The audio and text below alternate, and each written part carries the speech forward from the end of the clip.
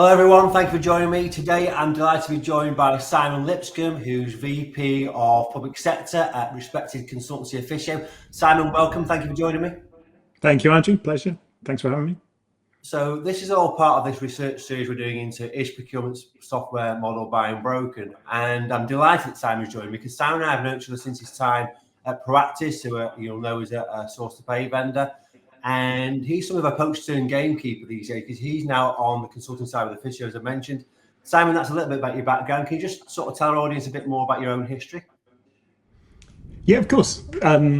So yeah, as you say, I'm old. I've been at this a while. So I I originally started in procurement technology right back just before the days of the original .com boom. The short version of that story is I actually went on a graduate program at a company called Computer Center. At the time, they had a piece of software they used to give their clients to enable their clients to order online, because that was all very, very exciting back in the early 2000s. And at some point, some analyst in the city pointed at the bit of software and said, that's probably worth more than the whole of the rest of the company, because it was those crazy days. So that got spun off into a business called Biomni, which is probably largely forgotten, but was one of the very, very early source, what we would call P2P systems now. That was set up. I rang the guy that was in charge of that. I was a kind of young nobody and said, I'd really like to come and work for you. Reasons I don't understand. He agreed, invited me into that business. So that was kind of my introduction into procurement technology. And since then, spent about 20 years, as you say, in different procurement technology companies of one form or another. Ended up at Proactis, and then in 2018 took the move into Efficio, which is where I am now. And Efficio is a large global procurement consultancy, about 1,500 consultants at this point, operating around 16 offices around the world.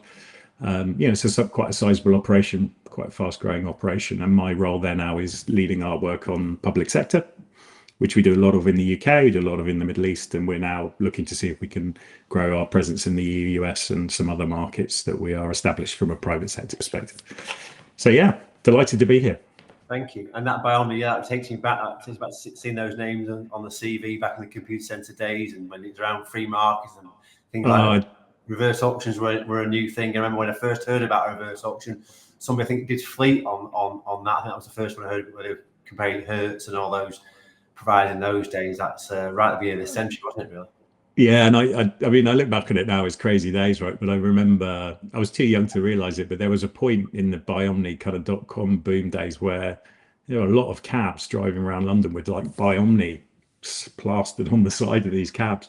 Like no one had a clue what it was. I mean, you look at it now and you just think absolute madness, right? But that was how that time was. It was it's interesting, and actually, maybe come on to talk about it. I think there's some interesting analogies about the present time and AI. But you and I have probably been at this long enough to see a few of these cycles go through, and it's always interesting, right? Always interesting. It certainly is, and AI is definitely something we'll come to later, and something which was a big feature of DPW on this month. But yeah, I mean, obviously, very much a veteran of the industry. So, looking back over that time of selling procurement tech, we'll look at the way procurement buys it. What stages of the buying process created the most friction for you and your team going, and really just picking out examples over your career that are memorable, whereby you've seen some flawed processes, perhaps? Yeah, it's interesting. I was thinking about this ahead of the podcast. As you say, I'm kind of lucky now, and I've had the opportunity to spend a lot of time sat on the sales side of procurement software, and now much more, not on client side, but sitting with clients. And I've probably come to appreciate more than I did when I only had one or other side of that kind of position, that, both parties are actually dealing with quite a complicated scenario, right? So from a company perspective, you're potentially making a large kind of investment decision on something quite complicated, but which potentially has, real opportunity to deliver value and return on investment. But obviously you want, from a procurement perspective, you want to buy that in an open and transparent way. You want that process to be fair. And actually, if you're a vendor and you're a vendor of merit, you should want that as well, right? You should want an open, transparent process which is fair. But that's a degree of complexity that side of the equation is having to deal with. And then obviously on the vendor side, in my experience, most vendors are obviously very good businesses, credible, but not all of them. just assume most are Yeah. believing in what they're doing, trying to develop the best software that they can develop, trying desperately to deliver the best software they can and make the process for the clients the easiest it can be. And the sales teams on the vendor side, in my experience, believe in what they do, right? They believe that their software is the best, because you have to, right? You have to turn up to these presentations and have a sense that I'm trying to sell something really credible here. So you've got those two kind of positions, right? So it's just a complex thing that, and both sides having to achieve a thing. On the vendor side, highly competitive market, you're trying to differentiate what you do.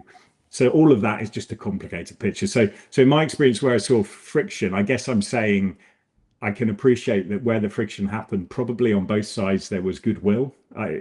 Maybe not always, but I don't think I experienced many situations where either side was coming at this from a position of not goodwill. The friction came at different points at different times and different deals, if I'm honest. But a lot of the time it was, I think, less about the actual product and the demo, all of that stuff. It was the internal kind of structures within the buying organization ordinarily. Yeah. Because it is a complicated thing, because it is a big thing. And people might start a process with the best will in the world and genuinely believe that they're going to buy a solution that they're going to implement to change the business for the better. But there's a lot of steps that have to happen before that ultimately translates into a deal, particularly of an enterprise kind of software. And where I saw friction, I think it was just, those steps, right? Whether that was internal buy-in, whether that was kind of business cases falling over, whether that was business cases not being able to be articulated well enough. And in other sides, on the vendor's side, there were probably, over promising on certain degrees of functionality, blah, blah, blah, all the things. We're smiling because we know the reality of it. But I think genuinely, in my experience, looking back on it, I think both sides have a complicated challenge in that kind of sales cycle. In my experience, most people came at it from a positive perspective, but it's complicated, and anything that's complicated has an ability to cause friction. So I think that was my experience. And those same reasons that you just outlined, what causes what really feels like quite a slow process? Because when I say to a sales leader who's saying to me, I'm going to find me a really high quality account executive or similar, and I'm asking about the deals that do the ARR, the length of the sales cycle, we'll often hear the phrase 9 months, hopefully, and obviously that's a long period of time. We'll come to the implication of that in AI later, but those lengthy sales cycles of 9 to 12 months, the cost of resources on both sides, is it those buy-in, is that business case, is that what causes that sort of relatively glacial pace, do you think? Yes and no. Yes. I mean, yes, yes, to some extent, because some of these decisions are big and complicated, but, particularly in big organizations, they are just, in my experience, slow at buying stuff, right? Not because they are trying to be that, but because they're complicated organizations full of people. People are complicated, and you have a lot of things to navigate. And a slightly off tangent, but I think relevant example, I did a lot of work with the government during COVID. So the classic thing you hear about government is procurement is really slow, it's laborious, it's bureaucratic, and it is, agreed. But interestingly, in COVID, it wasn't, right? It was still the government, it still was buying stuff, but it was moving at pace and having to do stuff faster. So, and I think there's a lot about that within procurement software as well. Sales cycles are slow, they are long. I think that's fundamentally because they involve people, and people are difficult and messy, and decisions that it's very hard to point to any individual that can make a decision of that scale. Often it's normally a decision by committee, and that's complicated and all the rest of it. And obviously, to a certain extent, as we said up front, the point of a procurement process is to be open and transparent. People who go to the market to buy a technology solution aren't necessarily experts in that technology solution. The vendors think they're experts, and often they are, but they're experts on the thing that they understand. So they have a tendency, and this is not a criticism, it's completely natural, but they have a tendency to interpret the things that their solution does well, that they know does well, as opposed to others, as the thing the client should worry about. So you've got this complicated position where the people buying it are not experts and are learning in that process. The people selling it are oftentimes expert, but at a very kind of thin level, normally their solution. Some of them have worked in different, but their solution. And then they're understandably shining a light on that solution, which is based on their belief that their thing is better. So finding someone that can give you a genuinely objective view of that is complicated, right? It's difficult.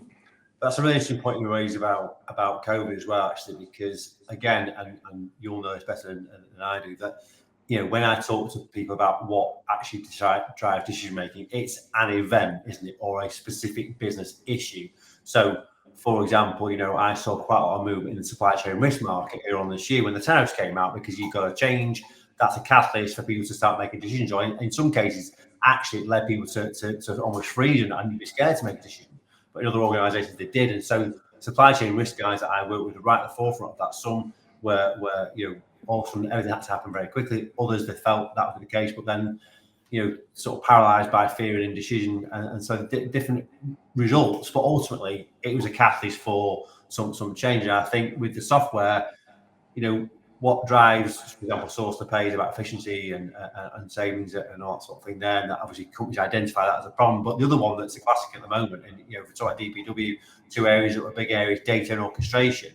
They're really being driven by business needs, aren't they? Events like our data isn't right, or our business isn't happy with the way it interacts with procurement. These things that are driving these sorts of buying decisions, and that's why those areas I think are really hot markets at the moment. But interesting you pick out the COVID. I mean, would you think, have you seen some of that yourself in your own customer base?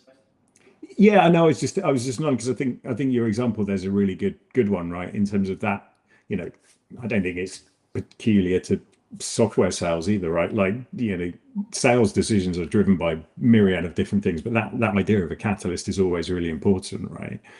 And as you say, it's quite interesting at the moment, supply chain risk. Yeah, because there's a thing, right? There's a thing which is tariffs and other things that are driving people to make those decisions. Interestingly, in other elements of procurement technology, there's benefit, but is there a time-based immediacy to make that happen? Probably not, maybe not. But oftentimes, coming back to where we started and probably where we might end on AI, sometimes it's just that kind of hype cycle of tech, right? It's the fear of missing out stuff, right? It's people making decisions quickly and fast, genuinely because they're worried that competitors are going to get a edge or what have you. Again, that's a perfectly valid thing. We all know that drives software markets of all descriptions at the points that applies. And I suspect there's a bit of that going on at the moment as well, right? But yeah, that idea of a catalyst, I think, is a really good one. Right? Yeah. And we'll go into detail in a bit. But one of the things that came out from recent conversation with me was the fear on both sides of the AI. So the fear of getting left behind versus the fear of potentially creating an environment where you weren't needed anymore. They're the two sides of that particular coin at the moment. But that's perhaps one for another conversation. Let's not get too deep into that one right now. So now, as a VP or partner, effectively at Efficio, the job of a partner, of course, is to win customers and win projects. So you're effectively selling advisory services. How is that different from selling software, Simon? It's interesting. It's different, although I would argue a lot of kind of skill set and behaviors that work are probably common. I think the biggest difference is when you're selling software, you're selling kind of a tangible thing, right? So, it's a product that does whatever. It's a P2P, source to pay, supply chain risk, whatever, right? It's a thing. And then when clients are looking to buy that thing, they're looking to define it, right? And they're looking to see it and not touch it, but do you know what I mean? They want to see demos, they want to kind of see screens, they want to see buttons, but it's a thing. And you obviously need to show that thing, right? You can't talk about it at some point, as much as vendors probably like to try and talk about it as much as they can before showing it. At some point, you kind of got to show it, but it's a thing and it's a tangible thing. It does something, and you have to be able to articulate why your thing does that thing possibly better than other people. And then you have to validate this statement. So there's a degree of tangibility to that. And there's a degree of commonality to it, right? So when you're selling software, you get to understand something incredibly well, your thing, because you're going out and having that conversation, that variance of that conversation, but you're having that conversation every day, right? I used to literally drive around the country and I would talk to lots of people and I absolutely loved it, but I would talk to them about that particular piece of product and software and that part of the business issue. So there's a degree of commonality to what you do. I think when you're selling consultancy, it's less tangible, right? So you're often getting approached or called or talked to about complicated things, maybe burning platforms, maybe complicated decisions that need to be made. So it's a slightly more intangible thing, and it's very difficult for the buyer to go. You can't really test like whether consultancy A or consultancy B is going to be able to do this intangible thing better, right? You can reference it and you can kind of get a sense of whether people have a reputation and all the rest of it. But normally the problem statement is different every time you have the conversation. So it's more intangible, and therefore I think there's a little bit more of a level of kind of trust, I guess, to an extent. Like if somebody's buying a consultancy program, they're effectively buying a bunch of people to solve a business problem for them. And oftentimes that business problem is, requiring advice, opinions, perspectives. It's probably, if it's done well, needing to be a bit challenging. So it's a bit more intangible, and it's a little bit more probably about people, because that is what consultancies do, right? We try and hire the best people we can, and we try and train them to be the best people we can to then go and solve client problems. But we think a lot about more than just the skills, right? We think about there's a lot to a good consultant more than just do they understand procurement, right? So I think that's my biggest difference, is that the kind of intangibility and then the kind of defined nature of software. I enjoyed both enormously. I'm not, both have been, I learned so much in my career in selling software genuinely, which I use every day in my job now. I have to say I love my job now. It is incredibly varied, super interesting. I'm lucky enough to do public sector, which you touched on at the start, which I think is brilliant. I think public sector does all the cool stuff, does all the big stuff, it does all the complicated stuff. I think it gets a bad rep sometimes that it shouldn't have. Like in my experience, if you want to do really cool, interesting work in procurement, you should absolutely look at the public sector, because there's some really cool, interesting stuff happening. So yeah, they're different. I've enjoyed both. I've learned enormous amounts on either side of that. I've still got lots to learn, but I feel very lucky to have had both sides of that experience, to be honest. And when it comes to that sort of tendering and selection and evaluation process, you've touched on some of those intangibles that are from the consulting side, but how does that manifest itself in terms of the procurement, sort of their route to market, if you're in terms of sourcing and evaluation? Is there any obvious differences in the tendering process or the final decision-making process when it comes down to presentations and things, demos versus presentations, for example, or actually assessing the individuals you're going to put on a project team, for example? Yeah, I mean, I think that, the tendering process probably, done well reflects a little bit of what I just talked about in terms of tangibility and intangibility, right? So, if you're going to market and running a tender for a software solution, there will be an element of that. You can argue how much of it and how much weighting it should be given, but there'll be an element of it of client going, I need a system that does these things. Does your system do these things? And, it's a kind of matrix, and you go yes or no. But it's very tangible. With consultancy, you often get maybe get the much broader question: how would you approach, or how would you help me solve this particular business challenge? And then inevitably, your answer to that is less defined, right? You might explain how you do that. So yeah, they're definitely different. They're both hard to buy. As a procurement consultant advising people, I would absolutely agree that buying software and buying consultancy well, neither of those are easy. Massive credit to procurement people that do buy those well, and there are lots of them that do. But it's a genuine skill, right? But done right, it's massively impactful to the business. But yeah, neither is easy, right? Successfully buying software and successfully buying consultancy are complicated things. I can imagine. And when Efficio wins against, let's say, a really big four that you respect, because a lot of the big four are well entrenched in public sector, so you must come across these guys in competitive bids and such like. When they choose Efficio, what is it you think people or procurement leaders are valuing about you and what your team is? There anything you could really put your finger on and say, okay, that's what we do really, really well that wins us the gigs more often than it doesn't? I'd like to think so. Again, I always be careful talking on behalf of other people and say, I'll give opinions and then other people can kind of fact check me. But what I think and what I hope is the case is, one of the things about Efficio is we're very specialist, right? We're at this point a big global operation with quite a lot of staff, but actually what we do, and we're very clear on what we do, is procurement and supply chain consulting. We have no aspirations to do more than that, right? We think that market is gigantic on its own, huge amounts of future opportunity for us. So we're lucky. We do that. You know, the big four by nature do everything. That's why they're big and why they're in the four. So there's a degree of that specialism. We really do double down on that. So I think that's really important. And then the bit I hope, and I wouldn't be arrogant enough to say this is true, but I hope this to be true, is that actually what people are buying is our people, right? Like from my perspective, going to work every day, I get to work with amazingly talented, super smart, all of whom are much smarter and much better than me, people, but who are easy to deal with. So, you know, culturally within Efficio, from our leadership down, there is a real commitment to trying to do the best for clients. So the bit I hope is true is that people like our people and that our people are working really hard to do the best for their clients. And I believe that to be true, but I wouldn't profess to know the answer. Right?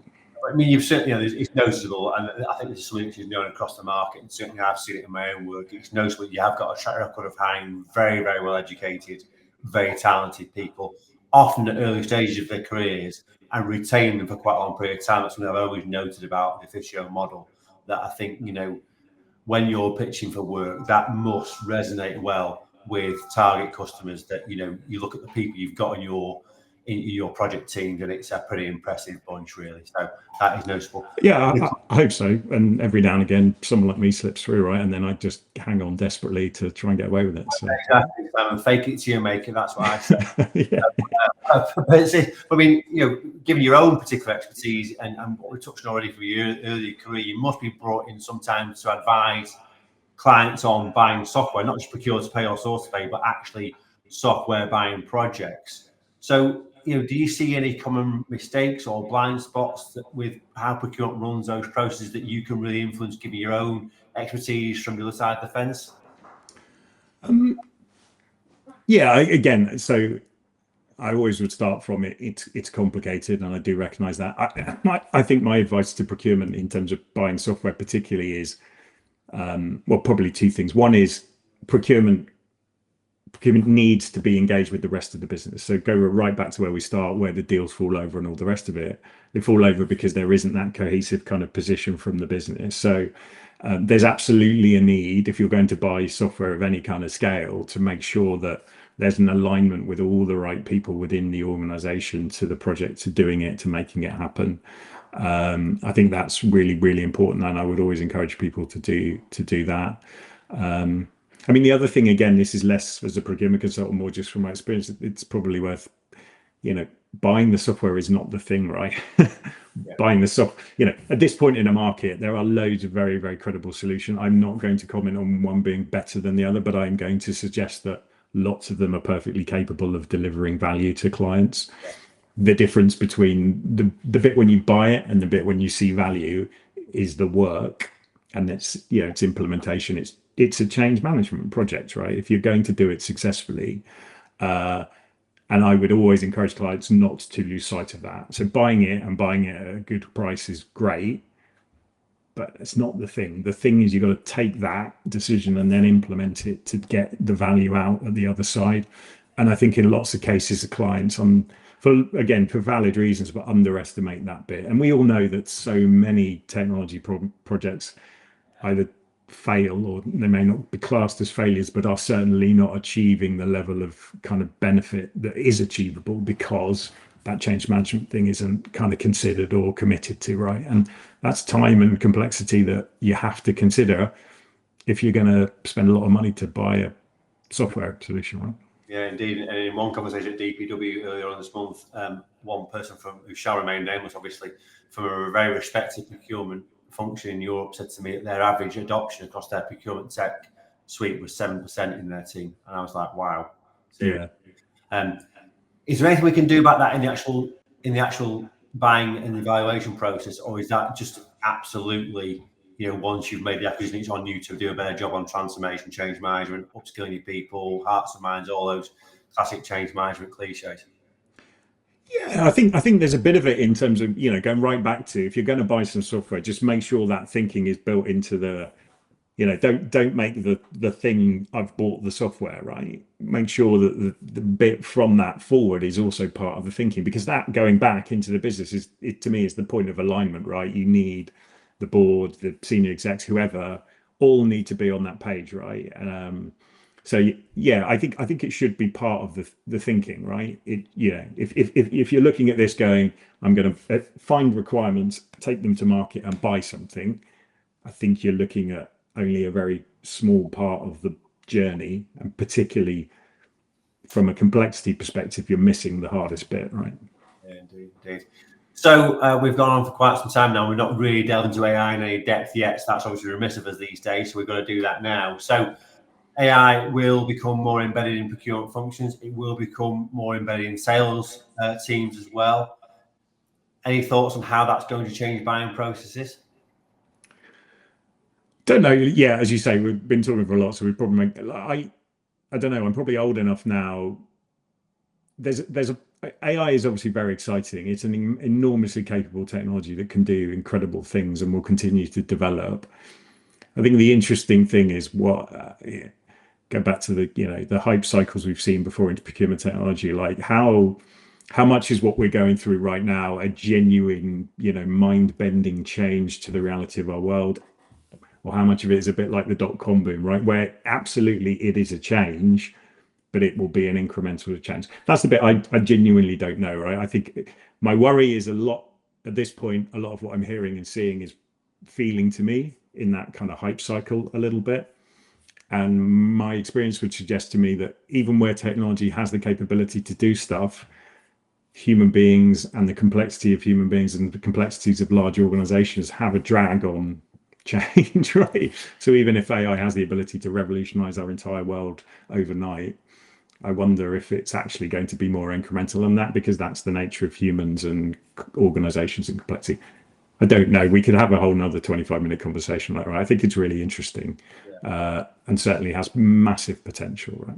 Yeah, enormous. And we're doing this whole AI education series with the other business agentic procurement, and I've interviewed a few sort of founders of AI native businesses, and spoken to two very recently that are doing AI powered negotiations, one of which is voice based as well. And when you think about it, you sort of say you embrace and you sort of ignore the sort of naysayers and you embrace what it really could do. It's frightening, really, at the pace at which things could move now in the buying side, when you start getting AI negotiation when you go on both sides of the equation, and how quickly those things could be accelerated to reach outcomes. Obviously, you've still got all the important things in the background, like the buy-in from the business and all those other factors we've touched on. But in terms of the ability to accelerate the deals, that I think that's there, and it's going to be fascinating to see if people trust it, if it can fit within governance compliance frameworks, and at what point emotionally humans are prepared to let go of that and let the machines do the negotiation. Because those are very sort of important emotional part of the procurement job, wasn't it, to be a good negotiator.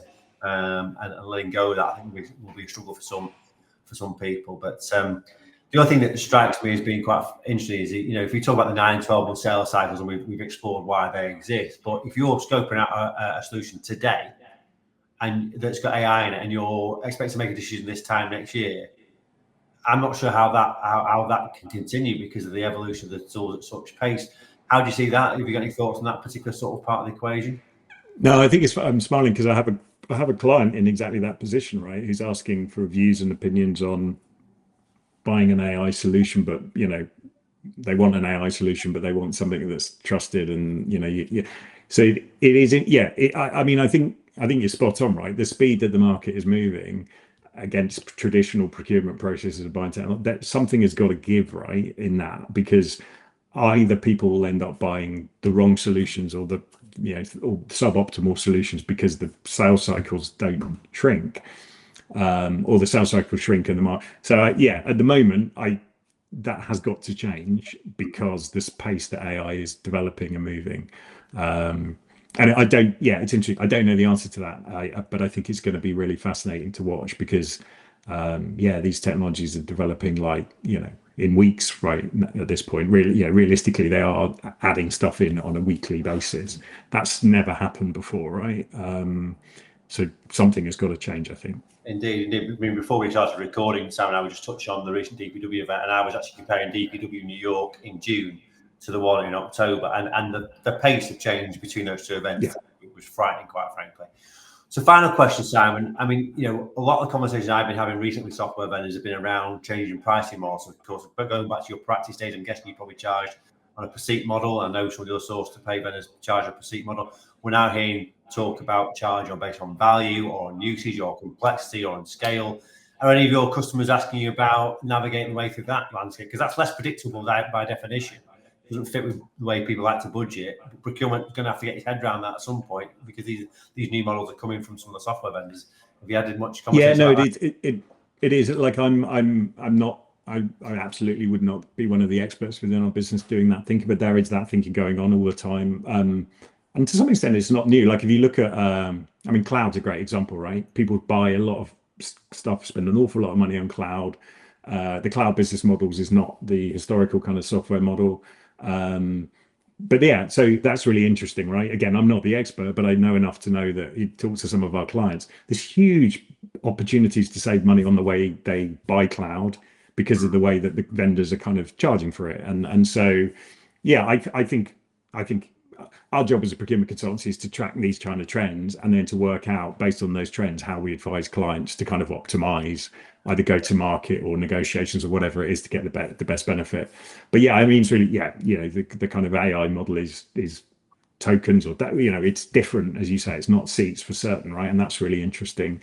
And yeah, I'm sure people will have to learn to mature in terms of how they buy stuff. But I think it's already happened to say in cloud. Cloud's a great example where that change has already happened. And there's a lot of organizations spending a lot more money than they need to on cloud because they haven't necessarily adapted their thinking to that model, right? I'm sure the same will apply to AI unless people kind of track it, right? Yeah, it'd be fascinating to see where that particular conversation is in 12 months' time. Actually, I'm really looking forward to seeing that one evolve because a lot of different opinions on that at the moment. And, we touched on the orchestration players before we started recording. I know that some of the customers that I'm working with are charged on enterprise and complexity already there. So, scale rather than complexity, I should say. So there we go. But look, some absolutely fascinating insights there, Simon, showing that value that you've got of having been on both sides of the fence over the years. I'm sure people watching this might want to get in touch and just pick those brains of yours. What's the best way to get you via LinkedIn, I'm guessing? Yeah, LinkedIn's always a great opportunity, and yeah, love to hear from anyone that has any questions or wants to connect. That's so we also said just before we recorded, Andrew, it's a really small world, procurement, so we can tech, so we kind of all have to be nice to each other and know each other. So yeah, delighted to anyone that wants to reach out. I think that's one of the things that makes it so enjoyable, as we've touched on when you go to these events, not just DPW, but all the others. It's just great to see so many friendly faces and so many people who've worked together over the years, different organisations and different communities, and face a lot of shared problems. And I think it's really encouraging that really across not just the procurement professionals, but also across the software community now as well. I'm seeing a lot of shared knowledge, a lot of sort of open discussions about where we're going, all trying to win together. And I think that's one of the things that makes it such an enjoyable environment to work in. So many great, talented, wonderful human beings that we get to talk to. So thank you so much. For my audience, of course, if you want to talk about AI skills, you want to talk about hiring or anything related to these subjects that we've been discussing, of course, you can get me on LinkedIn. I pretty much live on there, as everyone knows. But Simon, thank you so much for your time. It's been really enjoyable to chat with you and get your insights. I really appreciate it. Thank you for your contribution. Pleasure. Thanks for inviting me. And thank you, everyone. Really appreciate your time. I hope you enjoyed it.